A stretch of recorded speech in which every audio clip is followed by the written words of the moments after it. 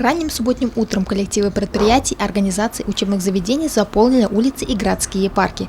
Очередной субботник помог навести порядок и чистоту. В рамках крупномасштабной природоохранной акции «Марш парков» работы проводились в парке 30-летия Победы, в парке имени Владимира Маяковского, на стадионе «Труд».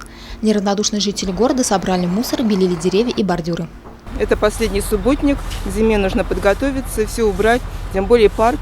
Такое центральное место красивое, поэтому с удовольствием все убираем, тем более погода такая замечательная.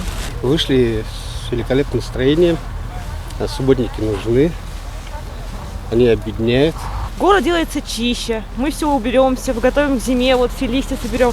Считаю, что нужны такие мероприятия, общегородские субботники. Это делает наш город краше и мусора меньше. Я думаю, все участвовали, весь город так весело, с песней, вот, аж глаза радуются, вот, смотря, увидев чистоту. Сегодня последний субботник перед зимним сезоном, вот надо привести порядок, немножко аллея, вот красивые парки, вот, естественно, будем с удовольствием это делать сегодня.